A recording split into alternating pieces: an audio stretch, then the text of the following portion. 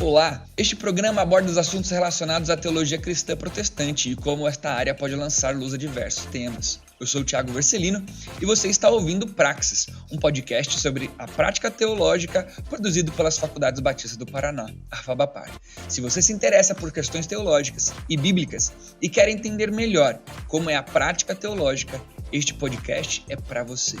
Ajuste o volume, prepare a mente e o coração e seja bem-vindo.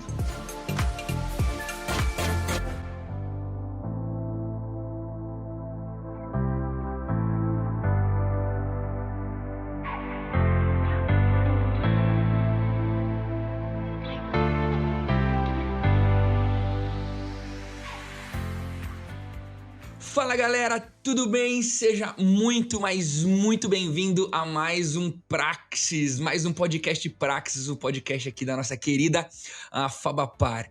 Nós estamos aqui para conversar com você sobre um tema muito bacana, um conteúdo hoje voltado ali para o entendimento bíblico. Vamos conversar sobre teologia hoje, de uma fatia específica aí da teologia, mas antes de nós entrarmos no nosso assunto, eu quero desejar boas-vindas a você que está ouvindo a gente pela primeira vez. Então você que está pela primeira vez junto com a gente no podcast, seja muito bem-vindo.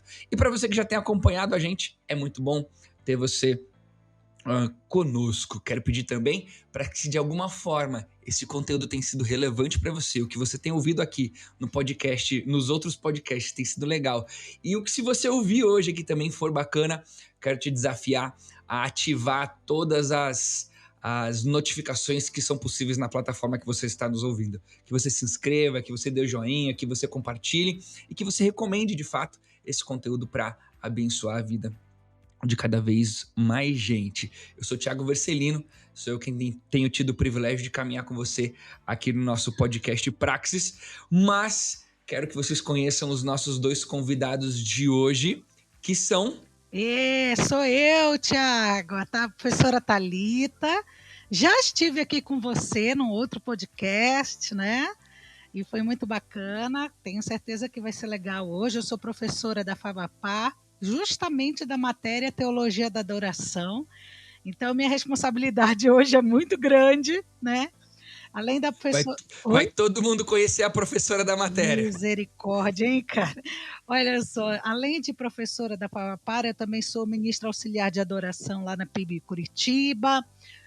Sou casada com Marcelo e sou musicista desde muito cedo também. Então, a gente vai bater um papo muito bacana aqui sobre esse nicho tão importante da teologia e, ao mesmo tempo, hein, Tiago, tão controverso. Porque coisa difícil de chegar numa unidade de pensamento é a questão da adoração, principalmente no aspecto eclesiológico, né? Mas vamos pelo menos tentar na teologia chegar em alguns, né, em alguns consensos. Mas é isso, vamos lá. E eu sou Ragner. Olha, gente, primeira vez gravando um podcast na minha vida. Estou muito feliz. Obrigado pelo convite. Pastor Thiago, meu amigo do café. Eu sei que ele é fã de café e eu também. A gente é cheio de frescura, né, rapaz? Que é isso? Você acabou de me lembrar que eu preciso encher a minha xícara de café aqui nesse exato momento. Por favor, eu não fiz café agora. Estou na correria de reunião e essa agenda foi difícil de achar, mas deu certo. Estou muito feliz em estar aqui com você. Sou pastor auxiliar na PIB de Curitiba, no Ministério de Adoração. Sou músico, sou pianista. Olha, se eu falar... Eu tenho vergonha às vezes, mas eu vou ter que falar porque faz sentido para as pessoas me entenderem um pouco mais também aqui hoje no porquê que eu vou falar algumas coisas, né? Mas eu tenho 2 faculdades de música. Fiz Belas Artes, fiz licenciatura em música e fiz Federal Produção Sonora também. Aí depois fiz teologia, pós-graduação em música também, fiz um monte de coisa aí, mas agora é a teologia que bate forte no coração mesmo, né? Estamos aí nesse processo de também virar professor da FABAPAR de verdade, o mestrado e tudo mais. Tem sido muito especial esse tempo, de muito crescimento e bem desafiador mesmo. Mas estou muito feliz de estar aqui. Meu primeiro podcast, gente. Que alegria. Show. Gente, o Ragner, ele é o crente da banda, o tecladista. Ele é o crente da banda, é o que vai com o cabelinho arrumadinho e tudo mais, né? Sempre fui certinho mesmo. A Thalita já, à frente da banda, já é quem dá as broncas, né? Poxa, Tiago, Saiu do tom. mas por que essa ideia de Eu que tô... eu sou a que dá as broncas? Não é possível, isso não é Não quis dizer verdade. assim da Thalita em específico, mas normalmente o ministro que tá à frente, ele dá Ah, aquela assim, eu não tô olhando, mas meu ouvido ouviu que você desafinou. entendi, tá bom. Vou te perdoar depois Ela não dessa. é assim, não, tá? Só um pouquinho. Mas vamos lá. Vamos conversar então um pouquinho sobre essa teologia da adoração. E eu acho que uma coisa que é muito legal de introduzir, um motivo pelo qual é importante a gente estudar teologia, é porque me corrijam aí, Ragnar e Thalita, se estou fora do contexto aí do que vocês têm vivido. Cada dia mais a adoração tem se tornado uma questão muito experiencial e nós fazemos uma teologia de adoração com base naquilo que vivemos no nosso cotidiano cristão e nós esquecemos de fundamentar e basear de onde nós estamos vivendo essa adoração. Pensando nisso, eu acho que seria muito interessante nós começarmos a falar sobre os princípios bíblicos da adoração. E para você que está nos ouvindo, para que você fique com a gente até o final, a gente quer dividir nosso tempo aqui juntos, pensando em 3 grandes blocos. Primeiro, nós vamos conversar sobre a teologia da adoração no Antigo Testamento. Depois, a gente vai tentar conversar sobre algumas coisas da teologia da adoração no Novo Testamento e como isso tem a ver, como isso se aplica no nosso dia a dia. Antes de a gente entrar aí nos textos bíblicos, isso que eu falei sobre essa experiência, é de fato assim? Vocês percebem da mesma maneira ou não? Percebo. Percebo que a nossa prática, né, quando a gente vai olhar a igreja no dia a dia, muita gente tem conceitos do que é a adoração que são construídos, né? Eu sempre tenho um mote de dizer que nada surgiu do nada. Tudo foi construído. Se nós chegamos aonde estamos e seguimos um estilo, e existe uma tendência, essa tendência foi construída no decorrer dos anos, né? E nós respondemos a essa tendência. Então, o que eu acho importante, Tiago, é também a gente, quando a gente traz esse discurso do hoje, a gente lembrar que o hoje foi feito do ontem, é fruto do ontem, né? Então, nada nasceu agora. Existe uma construção, ou, no caso da adoração, me permita dizer, uma desconstrução teológica dos princípios essenciais da adoração. Né? A gente vai falar aqui um pouquinho, mas eu vou deixar o Ragnar falar. Né? Deixa eu só terminar a minha ideia aqui. Uma desconstrução, porque quando a gente vai olhar o que muitas pessoas pensam sobre adoração, na verdade, são coisas que não cabem mais para os dias de hoje e são retornos a práticas que não cabem mais ser retornadas, né?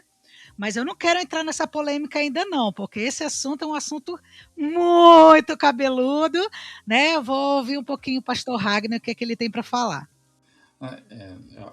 Isso que você falou, Tiago, essa sua colocação meio pergunta, né, tem a ver com a realidade. A gente percebe, a gente vê isso, a gente sente isso, a gente ouve isso, né? E como a Thali, eu posso falar Thali mesmo, né? A gente é amigo, né? A Thalita Barros, não, a Thalita Todeschini, a Thali falou, tem a ver mesmo, isso é fruto do nosso tempo mesmo hoje, né? A pós-modernidade veio forte na teologia da adoração, e os frutos disso no culto, no que é adoração de fato. A palavra adoração pode ter tantos sentidos quanto cada um acha que tem, sabe? Então, realmente, é fato. Isso aconteceu e a gente vive essa guerra hoje do que de fato é ou não isso, né? A conversa, às vezes, fica aquela conversa assim... então, mas é que eu acho que a Bíblia... Mas é que eu acho... Assim, com todo respeito, irmão, o que você acha é bem legal, mas assim, eu prefiro muito mais o que a Bíblia diz sobre isso do que o que você acha. E pra gente entender o que a Bíblia diz sobre isso, vamos lá pro Antigo Testamento. Thalita, Ragnar, como que a gente enxerga, como que a gente constrói esse entendimento de adoração no Antigo Testamento? Tá. Então, a primeira coisa que eu tenho que dizer aqui é confessar, Tiago. Eu sempre fui uma mulher do Novo Testamento. Tá? Então, até na minha vida particular, pessoal, eu li muito mais vezes o Novo Testamento do que o Velho Testamento, né? Mas quando eu fui estudar profundamente a teologia, e a teologia faz isso com a gente, ela tira a gente da nossa zona de conforto, né? Eu fui descobrir que não há como eu entender a adoração, seja ela neotestamentária, seja ela veterotestamentária, sem compreender a Bíblia toda. Então, eu fui entender, e daí eu vi que você fez um podcast recente, não ouvi ainda, mas estou louca para ouvir, um podcast falando sobre a teologia bíblica e a teologia sistemática. Estou louca para ouvir. Por quê? Porque a nossa matéria de teologia da adoração foi toda construída no conceito da teologia bíblica, né? Quer dizer, eu tenho que conhecer a Bíblia toda, eu tenho que passar pela maioria dos textos bíblicos para poder tirar uma conclusão global do que é aquele conceito. Não basta eu pegar um texto, fazer uma exegese e tirar um conceito que é a ideia da teologia sistemática, né? Então, se eu pudesse fazer assim, destrinchar a adoração, eu ia destrinchar da seguinte maneira. Primeiro, para a gente entender a adoração, a gente precisa entender o adorado. A gente precisa entender quem é Deus. E, para mim, essa é a grande contribuição do Velho Testamento. Porque no Velho Testamento, através do processo didático de Deus com o povo de Israel, especialmente no Pentateuco, né, Deus vai revelar quem ele é. Deus vai revelar os seus valores, Deus vai revelar qual é a sua expectativa diante da sua nação. Deus vai revelar um conceito que hoje é tão abstrato, mas que a gente vê quase palpável no Velho Testamento, que é o conceito de santidade, o conceito de zelo, né? E essas coisas, elas não estão muito bem conceituadas no Novo Testamento. Então, se a gente vai fazer uma teologia da adoração só focada nos livros do Novo Testamento, a gente vai perder muito de quem é este ser a quem nós devemos adorar, né? Então, Se a gente não entende a quem nós estamos adorando, corremos o risco de adorar algo que não era o Deus que merece ser adorado. Não é o Deus verdadeiro, e essa é a grande verdade. Tem muita gente que adora, mas não sabe, não sei se está adorando mesmo o Deus da Bíblia. E quando eu falo Deus da Bíblia, é o Deus de Gênesis e Apocalipse, né? Então Deus deixa muito claro o seu caráter no Velho Testamento. Daí, antes do pastor Wagner falar, eu quero lembrar assim, né? Eu tô fazendo a nossa escola bíblica online toda sexta-feira à noite, e no finalzinho da tarde, lá pela Rede Super, e nós estamos estudando o livro de Êxodo, né? O tema da nossa escola bíblica é adoração em toda a Bíblia. E uma das perguntas que muita gente faz é: poxa, Thalita, mas por que Deus ordenou isso?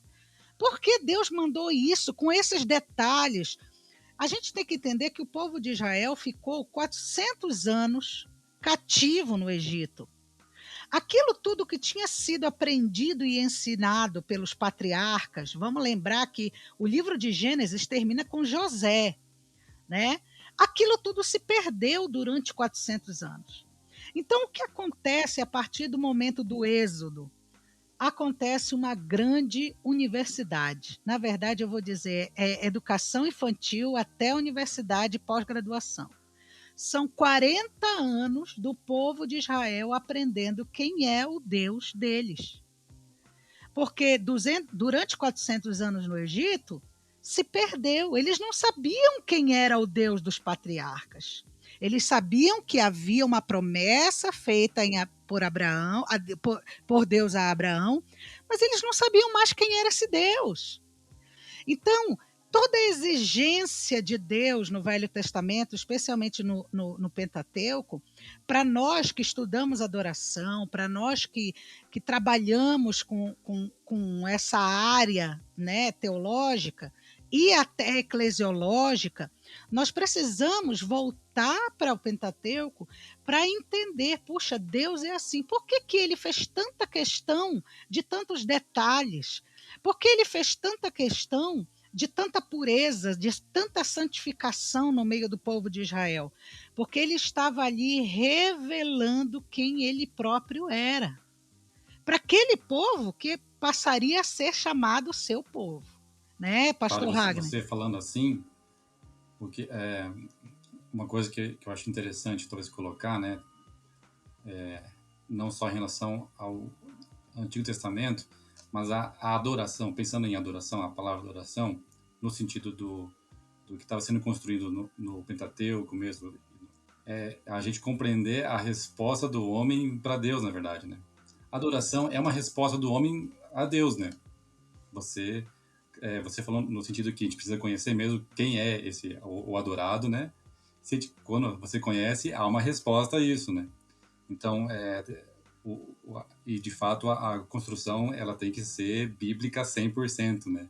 Não apenas do que eu acho do texto que eu gosto lá. Não, vou pensar um texto, né, lá do Novo Testamento, já sei até os textos de cor, né, que as pessoas pensam, né, para justificar a sua teologia da adoração.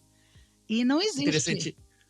Isso que o Ragnar falou sobre o que a Thalita falou de quem é o Deus e o Ragnar falou da resposta, me lembra o texto de Gênesis, quando Abraão, ele tá debaixo da árvore, e daí aqueles 3 homens sobem na direção dele.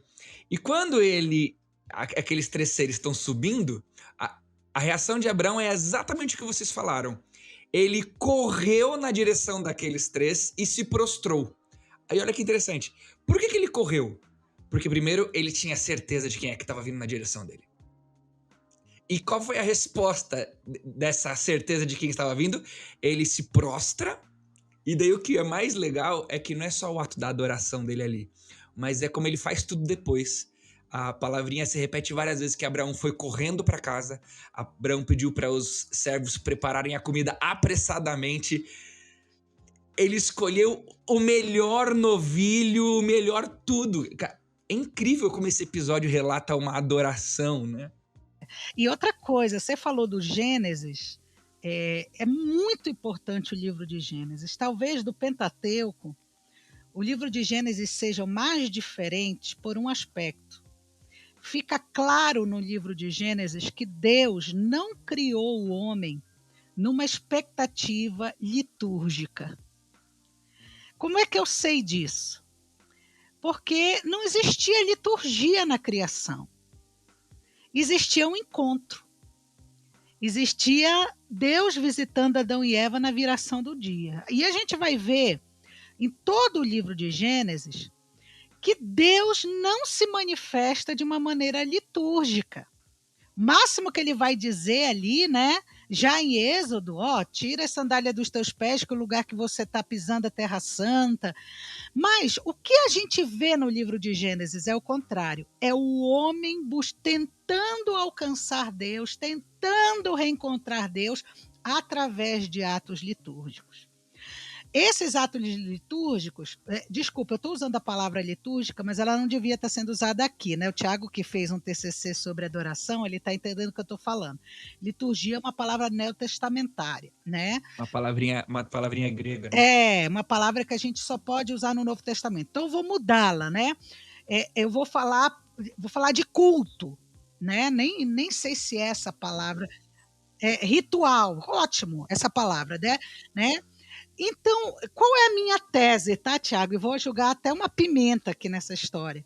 A minha tese é que Deus vai estipular rituais e ele vai bater nesses rituais, vai consolidar esses rituais a partir de Êxodo, não por causa de si mesmo, mas por causa do ser humano.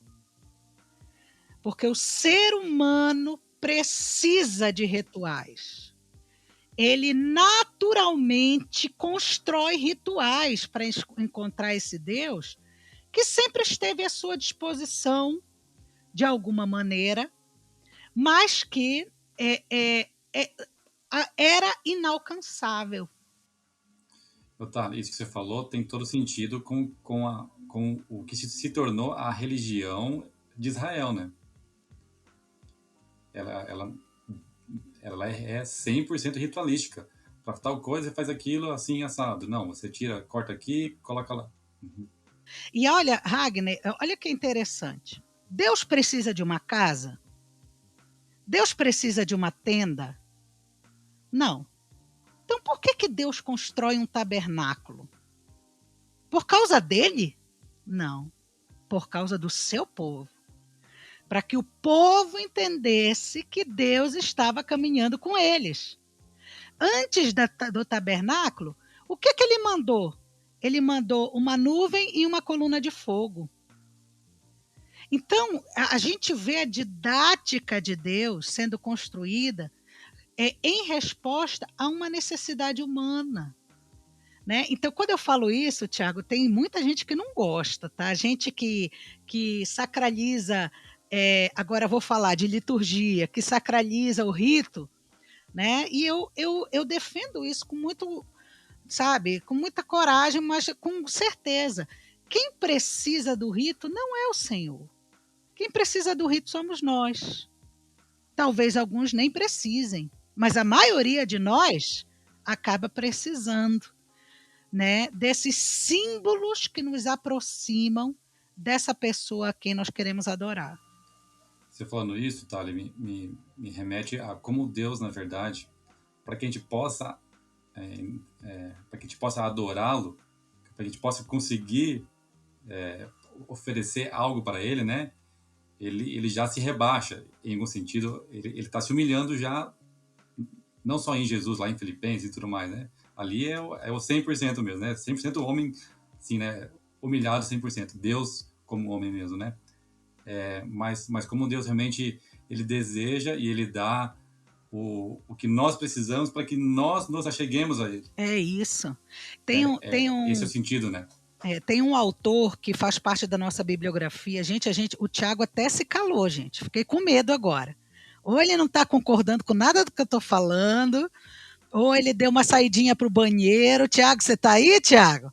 Eu já tô pensando na próxima que eu vou jogar aqui para vocês. Então tá bom. Eu só quero terminar assim. Tem um autor presbiteriano que ele é um dos autores que a gente usa na nossa matéria, o John Frame. Ele tem um livro espetacular chamado Em Espírito e em Verdade. E o que o John Frame vai fazer? Isso que você fez agora, Ragner. Todos esses elementos veterotestamentários, na verdade, são sombra de Cristo. Todos eles. E o John Frame vai fazer justamente ele vai demonstrar como cada um desses elementos foram concretizados, chegaram ao seu clímax na pessoa de Jesus.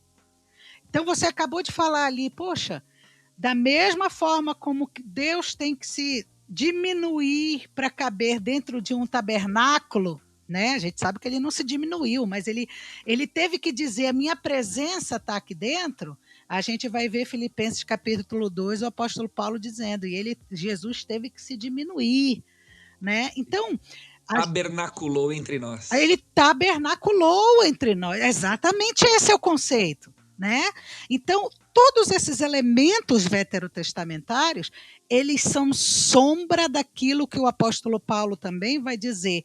Quando, na plenitude dos tempos, Deus decidiu fazer convergir todas essas coisas na pessoa de Jesus. Né? Então, nada disso do Velho Testamento pode ser esquecido e abandonado. Essas coisas, Tiago, explicam Jesus. Quando a gente estuda esses elementos, a gente entende Cristo, a gente entende quem foi Jesus e o que ele fez. Eu sei que o que eu vou falar agora não tem nada a ver com Jesus, Deus e nada. Mas trazendo para o nosso dia a dia mesmo, assim, né? Ontem a gente teve uma consulta com a nossa pediatra, né? Era a cada 3 meses agora, né? Minha filha Catarina tem 3 anos, né? Fez 3 anos agora recentemente. E ontem foi o dia de ir na pediatra e conferir tudo, peso, altura e tal, né? E mais uma vez ela reforça. Ó, vocês precisam cuidar da rotina. Rotina não é... Ó, tem que fazer... Pra ela dormir bem, tem que fazer assim, blá, blá, blá, blá, blá. Em relação à comida, como que é? Ó, cuidado com isso, assim, assim, assim, assim. Faz assim, sempre assim, blá, blá. Ela repetiu, faça, a rotina é importante. O nosso cérebro funciona com rotina, com o hábito, né? Deus estava ali já, né? Deus é Deus, ele nos conhece, é claro, né? Mas a gente é como uma criança que precisa de rotina mesmo. Para a gente compreender o que está acontecendo agora e o que vem depois, para que eu possa, de fato, viver a minha vida de maneira melhor. Ou seja, a adoração, né, tem esse sentido de hábito, de rotina. Então a gente pode ir muito longe também, né? Pode filosofar muito, assim, com essas coisas todas. Não é filosofar, é teologizar. Vamos teologizar, né, Tiago? Teologizar. A gente não pode ir para o Novo Testamento sem a gente talvez brincar um pouquinho com alguns conceitos do Antigo Testamento que talvez sejam até os mais conhecidos de alguém que talvez não seja tão íntimo assim do ambiente teológico, que é a Miriam que dançou, o Davi que tocava harpa. Como que esses conceitos ali já de um Israel, um Antigo Testamento monárquico, já dentro dos reis, porque inclusive foi aonde, embora já não quero tomar bronca de vocês dois e não quero reduzir a adoração à música, mas foi aonde foram escritas as principais músicas do povo de Israel. Os salmos foi nesse período monárquico, né? Só quero te atrapalhar e te lembrar que no meu outro podcast você fez o mesmo pedido de desculpa. Não quero falar, mas falando de música, né? Mas é difícil mesmo. A gente lutando contra isso, eu quero... A gente luta, mas é difícil. Eu falei, eu queria pedir desculpa da música, mas eu aceitei que a Miriam dançou, não tocou? Isso. A primeira coisa que a gente tem que entender. Teatro no Antigo Testamento? Claro que tem teatro, é óbvio. Ezequiel fez uma peça de teatro lá para mostrar para o povo que vai acontecer isso aqui. A gente precisa entender primeiro, o Tiago não está de todo errado, porque a forma com que as pessoas viam a arte no mundo antigo é completamente diferente da forma com que nós vemos. E até, Thali, a música foi a primeira arte, o canto, né? Então, a música é mais antiga do que todo o restante das artes, né? E a gente não pode negar que existe uma predominância da música nos relatos bíblicos. Nós não podemos negar isso, tá? Eu só acho que essa separação da linguagem artística, né? Miriam dançou, mas ela dançou com uma música. Então, quem foi que disse que música é diferente de dança? Né? Quem disse isso foi... Eu vou apanhar aqui em casa se vocês começarem a brigar comigo por causa de dança.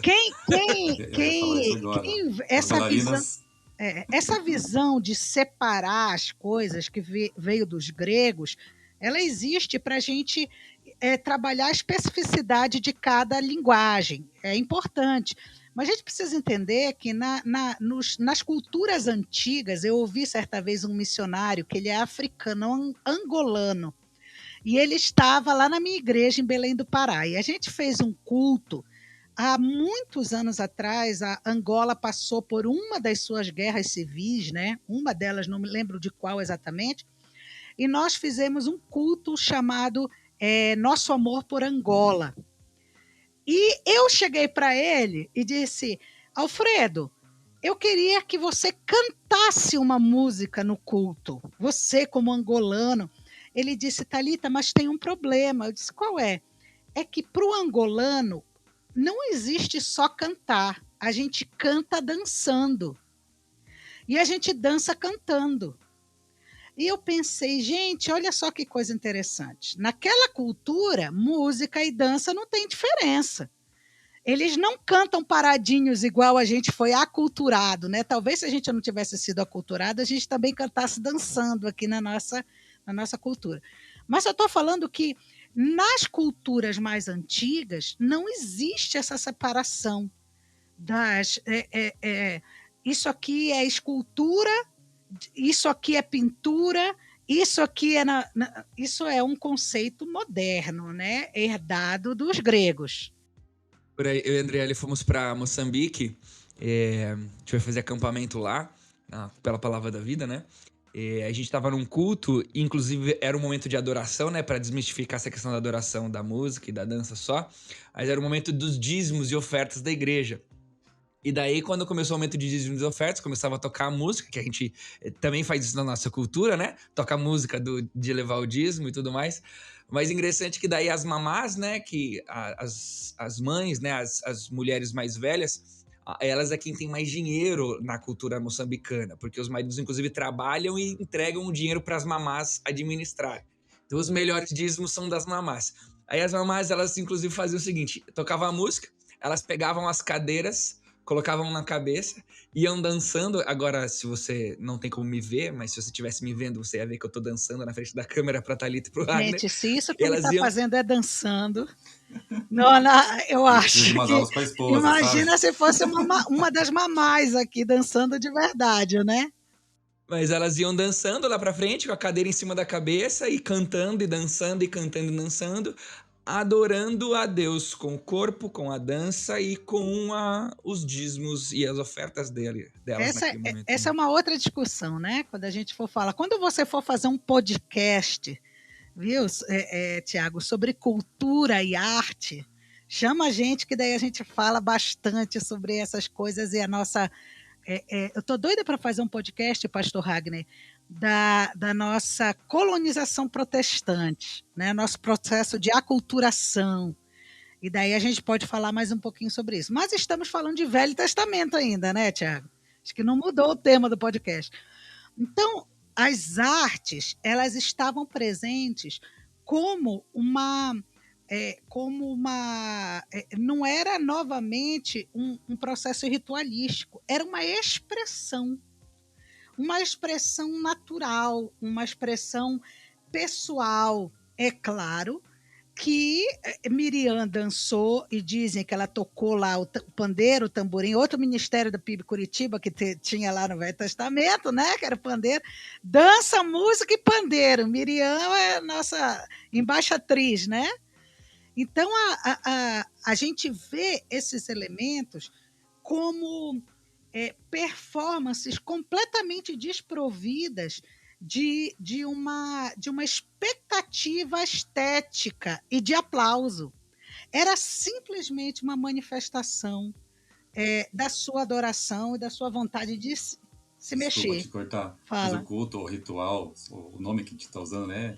Era mais uma Broadway do que um culto como hoje, assim, né? Digo assim, tinha cenário, tinha música, tinha dança. Tinha de tudo. A expressão natural, né, do povo, nesse sentido, né? Você está falando de Broadway... a tradução do sentimento, né? Você está falando de Broadway no sentido de... Tinha de tudo acontecendo, né?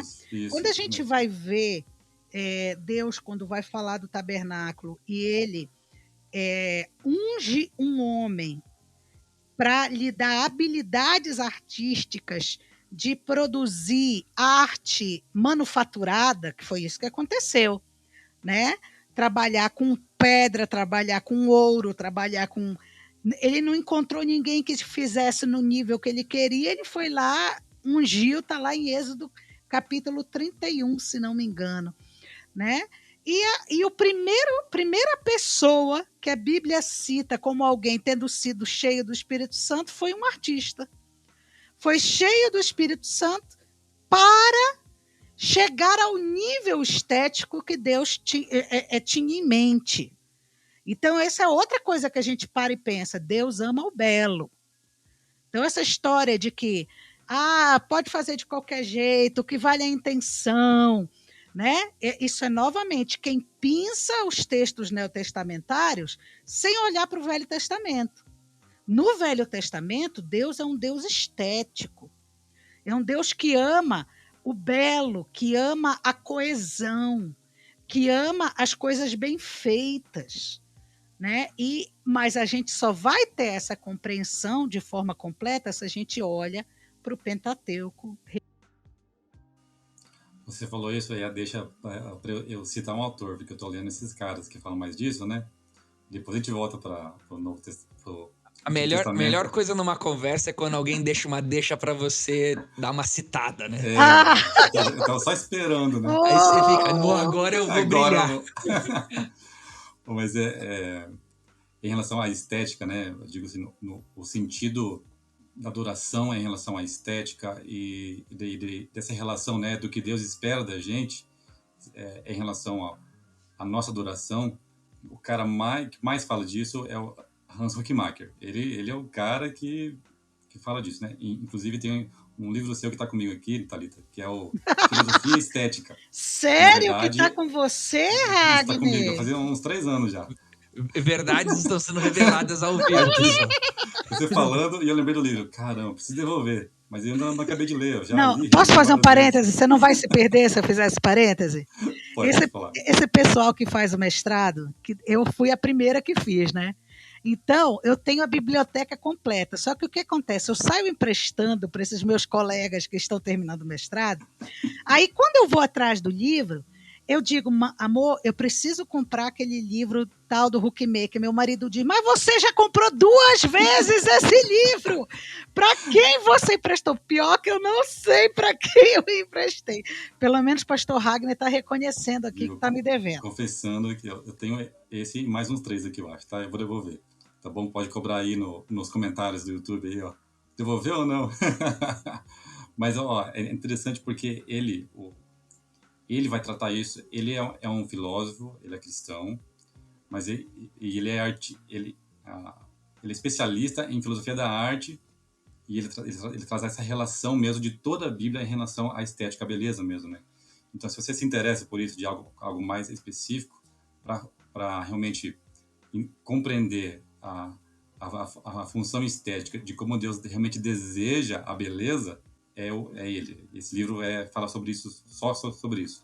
Filosofia Estética, do Hans Huckmacher. E tem outra coisa, Ragnar. Tem um livro dele que deve estar com você e agora não me lembro o nome. Uma maravilha, né? Em que ele vai justamente fazer uma crítica à arte moderna e à arte pós-moderna, que nem existia na época dele. Esse eu comprei, né? A Arte Moderna e a Morte de uma Cultura. Oh, meu pai, que livro maravilhoso, né? Porque ele vai falar justamente dessa introdução do rompimento com o belo, né? E daí ele vai dizer, gente, mas Deus criou a arte para trazer beleza ao mundo. Se a arte não for bela, ela não tem uma razão de existência. Né? Mas Tiago, esse é um assunto que em faculdade, em universidade de artes ou pós-graduação de artes, você sai no tapa, né? Porque Humberto Eco falou uma coisa, daí entra a filosofia da estética, é uma loucura. Mas para o Huckmacher, o que é visto hoje como arte contemporânea não poderia nem ser chamado de arte, biblicamente falando. Pingando ali no finalzinho do Antigo Testamento, antes de a gente ir para o Novo, eu gosto muito de como Deus também demonstra a importância que ele dá para a adoração, né? Porque o povo foi por exílio, né? Depois de ele ter instruído como deveria ser a adoração nesse período monárquico, Davi e tudo mais, o povo tá vivendo tudo errado lá e eles são mandados para o exílio na Babilônia. Quando eles voltam com elementos de cultos que não foi aqueles que Deus queria que eles tivessem. E daí eu gosto muito do livro de Malaquias, que eu acho que é o único lugar na Bíblia que eu vejo essa expressão, que é como se fosse Deus, ele diz que ele tá cansado do povo dele. É tipo a gente vendo a pregação e a pregação não tá boa, você começa a rolar o feed do Instagram. Era como assim, a galera voltou do exílio e tava adorando. Só que Deus tava no Instagram rolando o feed assim, ó, porque hora vocês vão parar com esse culto aí que Thiago, não tá rolando, não. Tiago, isso é muito sério, né? Tem gente que diz assim, porque a adoração do coração é uma adoração neotestamentária. Não leu o Velho Testamento. Deus sempre quis o coração, né? Mas ele também entende que os nossos atos externos refletem o que está na nossa alma e no nosso coração. E um principal ato, a obediência. Então, se nós não somos capazes de obedecer aquilo que ele ordenou, né, muito dificilmente seremos adoradores. E daí você citou Malaquias, mas quando a gente vai ver os profetas menores, porque a gente fala muito de Isaías, Jeremias, profetas maiores, né? Mas quando a gente vai ver os profetas menores, o que é Deus mandando... Oh, meu pai, esqueci agora o nome do profeta que casou com Gomer, com a prostituta. Oséias! Casar com uma prostituta para dizer, olha, é assim que eu me sinto. Eu me sinto como profeta. Eu me casei com uma prostituta. Por quê? Porque a falta de obediência revela um coração inclinado ao pecado, não à adoração. Vocês voltaram me sacrificando animais com defeito. Peraí, não era assim. Era o melhor, era a melhor pomba, o melhor novilho, sem defeito, perfeito. Por que vocês voltaram dando qualquer coisa para mim? Tiago, já fazendo uma ponte para o Novo Testamento, que eu sei que você tem uma pergunta aí também, mas eu quero fazer uma ponte, tá? Jesus quebrando lá todas as banquinhas no templo dos vendedores, né? Existe muita controvérsia sobre a razão que levou Jesus, mas eu ouvi certa vez uma explicação num comentário bíblico, perdão, não me lembro agora a autoria, mas foi muito interessante, ele dizendo o seguinte, Jesus se revoltou não porque havia comércio, ele se revoltou porque o povo não trazia mais os seus animais perfeitos para oferecer no templo de Jerusalém. O que o povo fazia? Ele comprava dos vendedores na porta do templo. Então, aquele sentimento de você criar a ovelha, você separar a ovelha perfeita, né? Para você caminhar tantos quilômetros e entregá-la em sacrifício a Deus no templo, se perdeu na história de Israel. Por quê? Porque agora tinha os vendedores, os ambulantes, né? Tinha ali a galerinha como é que a gente chama aqui? Os vendedores que tinha os ambulantes ali na frente do templo. O chefe da família chegava lá, comprava a ovelha branca e entregava para Deus. Sabe que isso me lembra? Como hoje, parece o cara que chega na igreja, pastor, ora você por mim aqui, porque a sua oração é mais poderosa, sabe? Exatamente. É isso, né? Mas é exatamente, Ragner, o sentimento também que Davi, por isso que Davi tinha o coração segundo o coração de Deus, era o homem segundo o coração de Deus. Porque Davi, quando está lá no monte, diante de Araúna, ele vai dizer, não, eu tenho que pagar por essa ira, porque eu não vou oferecer ao meu Deus um sacrifício que não me custe nada. Então, a ideia da adoração sacrificial, de uma adoração que vai te custar, de uma adoração que que você vai cultivar na sua vida e na sua família, era algo muito real no Velho Testamento. Então, essa perda desse sentimento de que não, eu vou cuidar da minha ovelhinha, eu vou separar a melhor, eu vou caminhar com ela, eu vou levar meus filhos para eles entenderem que eles também vão precisar criar um cordeirinho. Isso se perdeu com o tempo, né? Esse sentimento de zelo e amor por Deus. Tem um texto de Amós, já deixa você falar, Tiago, que é tipo, eu acho muito interessante, eu usei numa reunião, uns 2 anos atrás, porque eu estava muito de cara com o povo, né? Eu preciso achar um texto aqui que os caras vão perceber que eu tô bravo, mas é Deus falando, não eu. É em Amós. Eu até abri aqui para ler de novo, para lembrar, porque o profeta tá passando aqui o recado, né? E ele diz bem assim, ó, Amós 5, ali do 21 em diante. Parem com o barulho das suas canções religiosas. Não quero mais ouvir a música de harpas. Em vez disso, quero que haja tanta justiça, ele vai falar, né, o que de fato ele deseja, né? E sim, né? E você falando isso, pensando também, né, no processo histórico, né, do Antigo Testamento todo, né? A gente percebe que também que é a história da nossa igreja hoje também, né? Em que sentido, né? Beleza, os missionários vieram para cá, o povo se converteu, tal, beleza, a igreja cresceu e ela cresce até hoje. A gente chegou a quantos por cento aí de evangélicos hoje no Brasil? 25, 20, alguma coisa? Já passou disso? Dá para contar os nominal, os não nominal, aí vai, assim, vai longe. Com todo mundo, né? Um quarto da população evangélica, digo, pensando só em evangélico, né? Agora, de fato, quantos desses realmente Deus ouve a canção? Deus recebe isso, a adoração, né? Então, a gente precisa mesmo olhar e compreender a profundidade dessas coisas para que a gente possa mudar realmente a nossa adoração e compreender aquilo que a gente vive como adoração, né? Que eu quero dizer assim, né? A gente precisa olhar mais para a gente mesmo.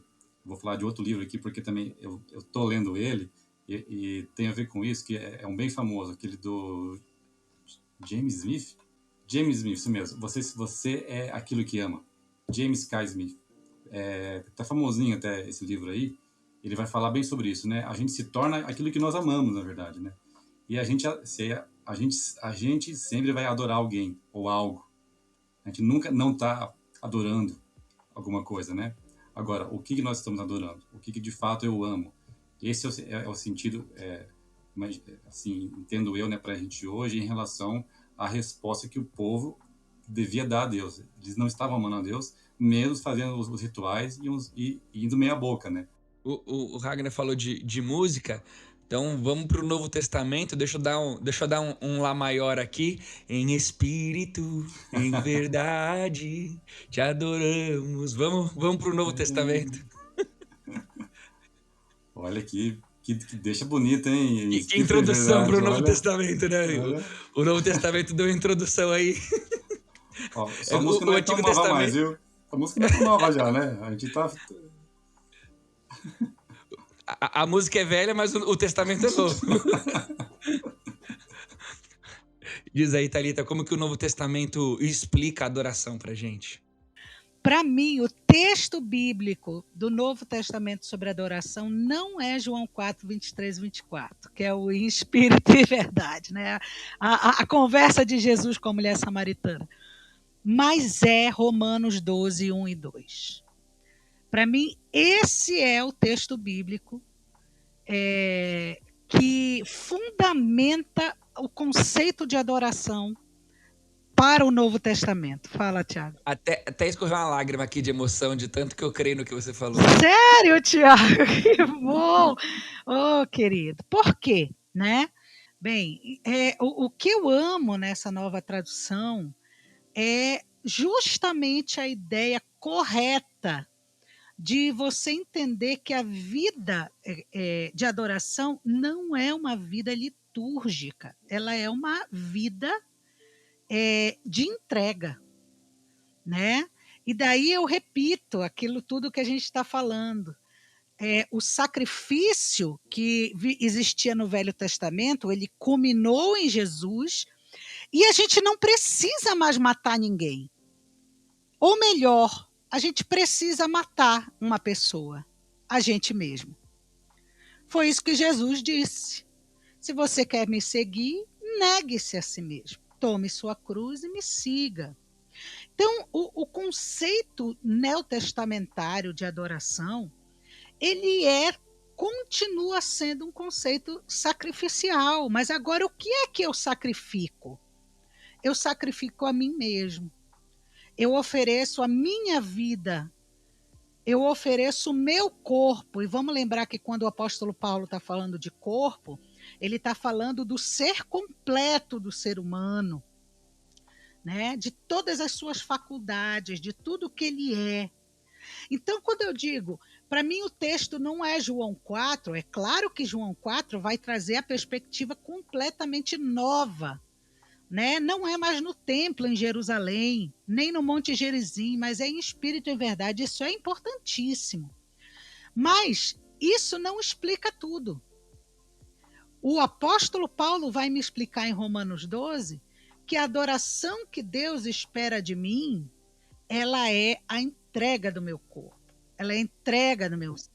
Então, como é que eu tenho tanta certeza disso, Tiago? Vamos olhar para Hebreus, né? Eu acho que um dos livros mais esclarecedores sobre adoração no Novo Testamento é o livro de Hebreus. Só que para eu entender o livro de Hebreus, repito, eu tenho que entender o Velho Testamento, senão eu não entendo nada do que ele está falando ali. Mas eu quero ressaltar o capítulo 10 do livro de Hebreus, né? Aquele texto famoso, quando o escritor aos Hebreus vai dizer, não sei se você acha que é Lucas, eu prefiro dizer o escritor aos Hebreus para não comprar briga com ninguém, né?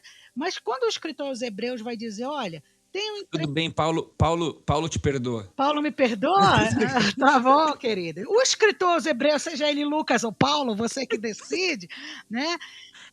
Ele vai dizer, tenham coragem, intrepidez de entrar no Santo dos Santos pelo novo e vivo caminho. Eu estou falando de cor aqui, mas se vocês quiserem acompanhar o texto, o que é um novo caminho? Isto é, pelo véu que foi rasgado de cima a baixo.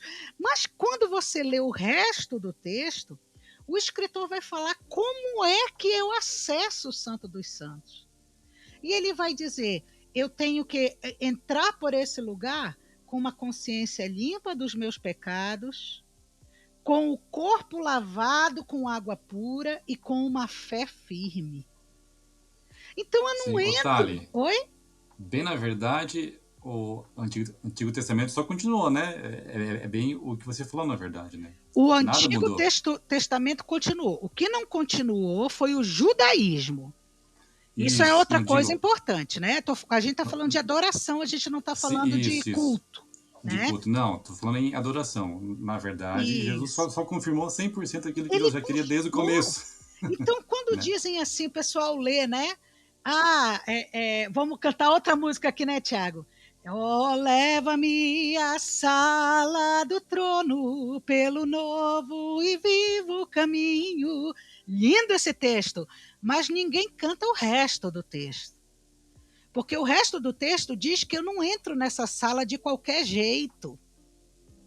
Eu entro nessa sala com uma fé firme, com a consciência limpa dos meus pecados e o corpo lavado com água pura. Então, quando eu olho para o Novo Testamento, eu não posso de maneira alguma achar que o Novo Testamento, a adoração neotestamentária, não fala de sacrifício. Fala.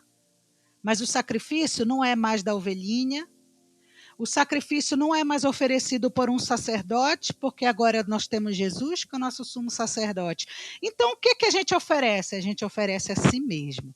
Por isso, eu repito, para mim, o texto áureo da teologia da adoração no Novo Testamento é Romanos 12, versículos 1 e 2.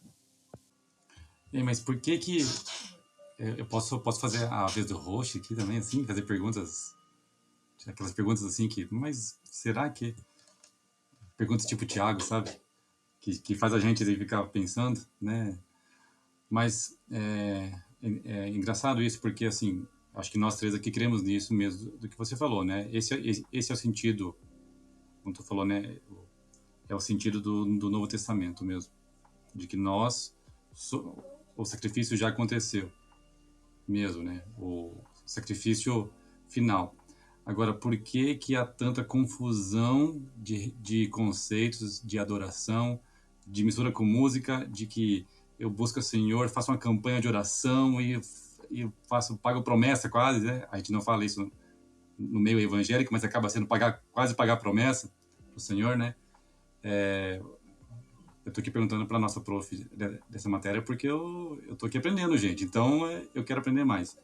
Mas a gente precisa se aprofundar mesmo nas coisas que a gente fala e nas coisas que a gente ouve por aí, para que a gente possa realmente chegar no âmago do entendimento de adoração mesmo.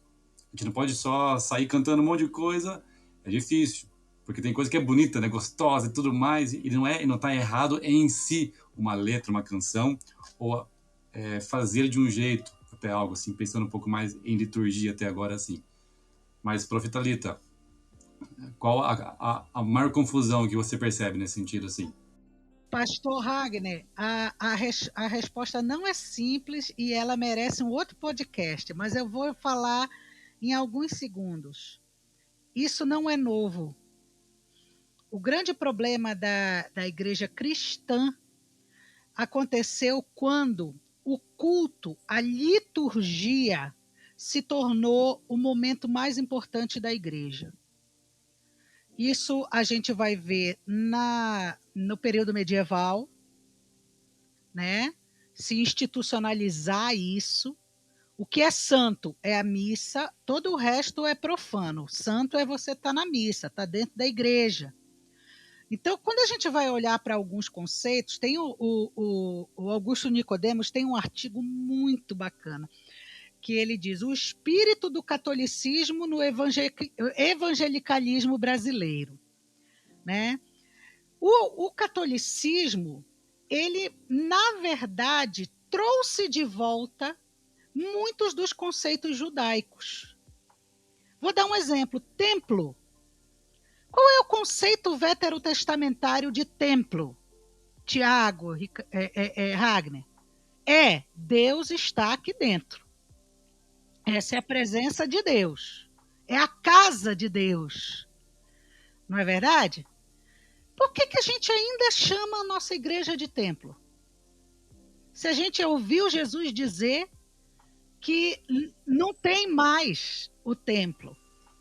Então, olha, eu sou filho de pastor e meu pai falava que era sempre assim, o auditório da igreja. Isso. É o prédio do templo. Eu não estou templo, dizendo que aquilo não se torna templo. Quando é que o prédio da igreja se torna templo? Quando a igreja está lá. Aí aquilo se transforma num lugar da presença de Deus, porque a igreja está ali. Mas o lugar vazio não é templo. Ele se transforma.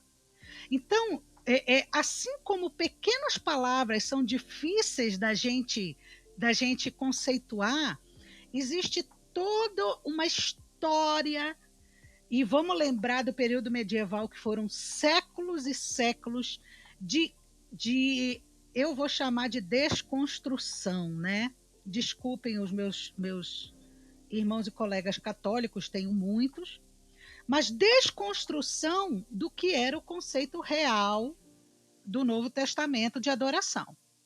Né? A gente vê o padre com aquela roupa especial. O que era aquilo? Era uma imitação da roupa sacerdotal judaica. E a gente vê pastor hoje imitando isso. Né? O que aconteceu com o protestantismo? O protestantismo tentou trazer uma reforma para o aspecto litúrgico, mas ele não conseguiu se desvencilhar do culto e do templo. Ele não conseguiu. Então, aquela prática comunal, né, da igreja primitiva, ela nunca voltou. Não vou dizer nunca. Há muitos movimentos protestantes que trabalhavam muito a questão social, a questão de viver em comunidade, né, de cuidar de órfãos e viúvas. Havia muitos movimentos. Mas quando chegou a era moderna, gente, com as mídias, com os meios de comunicação de massa, e começou-se a querer repetir na liturgia o que se ouvia no rádio e se via na televisão, aí acabou com tudo. Porque daí o culto tomou uma preponderância, um espaço na vida religiosa que ele nunca teve, gente. Não no Novo Testamento. Porque a vida neotestamentária era uma vida comunal, não era uma vida de prática litúrgica. Então, quando eu te digo, Ragner, a resposta não é simples, é porque a gente teria que fazer uma leitura, existem vários livros, eu indico aqui a Teologia dos Palcos Evangélicos, da Harriet Kruger, né, brasileira. fantástico, vai fazer justamente uma leitura sobre isso, desde Jesus. Como era o palco para Jesus? O que Jesus fez de palco? Um monte. Ele subiu no monte e começou a pregar, né? E o que é o palco hoje? Hoje o palco é um lugar das estrelas, dos artistas, da performance. Olha o quanto nós nos distanciamos do cristianismo. Vou parafrasear agora aqui, se não me engano, John Stott, me desculpe, ou C.S. Lewis, do cristianismo puro e simples. C.S. Lewis, né? Quanto nós nos distanciamos. Agora, Ragner, eu e você trabalhamos com culto. Quantas horas semanais nós gastamos, Ragner, pensando no culto de domingo da PIB de Curitiba? A gente acabou de sair de uma reunião dessa juntos, né? Toda semana. Mas você fez um dia uma pesquisa. Quantas horas semanais só nós da equipe de adoração gastamos com planejamento de culto? Eu fiz isso aí, não vou lembrar, mas era 90 e poucas horas por semana, pensando em cada pessoa, né? Todos que trabalham fazem alguma coisa, né? É isso mesmo. Por que isso? Porque permanece, e acho, gente, infelizmente, que isso não vai mudar tão cedo, se Jesus não voltar antes, né? Ô, Thalita, eu, em alguns segundos também, sugiro algo na resposta do Ragner, que talvez tenha a ver com o colocar no pedestal do texto de João, o em espírito e em verdade também. A gente sintetiza tanto a teologia da adoração no Antigo Testamento em espírito e em verdade, que a gente acha que adorar é uma atitude espiritual, uma atitude interior, né, em espírito, com verdade no coração. E talvez até acho que possa ser uma interpretação errada desse texto ali, porque o em, né, do em espírito e em verdade, talvez tenha um pouquinho a ver por meio do espírito e por meio da verdade. Como sendo Jesus falando, ele estava falando assim, ó, o único jeito de adorar é através de mim, por meio do espírito, por meio da verdade. Aonde é o lugar certo? Por meio de mim. Isso. Você corrobora com o meu Deus, acabei de falar dele, do livro Espírito e Verdade. Não, calma, Ragner, eu vou lembrar, né, com aquele autor presbiteriano que eu falei do livro Em Espírito e Verdade. Sim. Essa é John Frame. Essa é a interpretação que ele traz para esse texto. Isso. Né? Ele está falando com o Espírito, quer dizer, precisa ser uma pessoa convertida e que tenha recebido o Espírito Santo, e com a verdade, que era Jesus, né? Para os biblistas aí é um problema de genitivo, né? O genitivo em não é em de um jeito, não é de modo, né? Em espírito, em verdade, mas é por meio do espírito, por meio da verdade, através de eu ter o espírito e de eu ter a verdade dentro de mim. E isso aí, só para aí contribuindo ali com o que a Thalita disse de Romanos, e essa supervalorização desse jeito de adorar, e acaba sendo errado, né? Porque a interpretação do texto acaba sendo errada. E a gente joga fora as palavras do Novo Testamento que tem a ver com adoração, que quase nenhuma delas tem a ver com essa questão do jeitão de conduzir o culto de uma maneira espiritual. As palavras de adoração no Novo Testamento têm a ver com serviço, tem a ver com se prostrar, com atitudes ativas, não de atitudes passivas, de simplesmente a introspecção faz parte da adoração.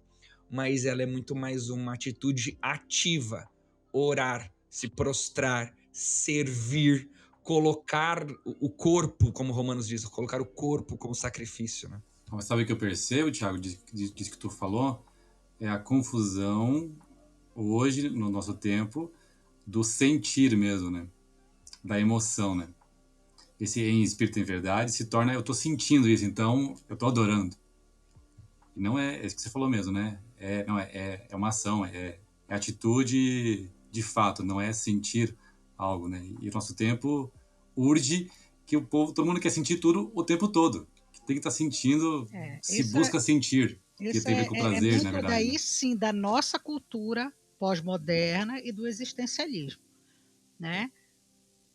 Gente, pensando em tudo isso que a gente viu, né? Essa teologia do antigo, essa teologia do novo, para a gente caminhar aí para o fim, o que isso tem a ver com a vida de vocês? Como vocês têm vivido esse conteúdo todo de teologia de Antigo e Novo Testamento? Pra gente dar o tchau pra galera. Joia. É uma missão Já minha. tá acabando, poxa vida. Poxa, parece que foi tão rápido, né, gente? É assim mesmo. A gente fala demais, Ragnar, né? A gente fala muito. Para mim, para minha vida, eu tenho 2 missões com relação à adoração. A primeira é viver Romanos 12, 1 e 2. Esse é o meu principal desafio. E meu segundo desafio, como professora, como ministra, é elucidar as pessoas dessa verdade. Né? Então, toda oportunidade num podcast, numa conversa, numa live, numa aula, esse assunto ele precisa ser trazido à tona, porque nós realmente lutamos com conceitos equivocados sobre adoração.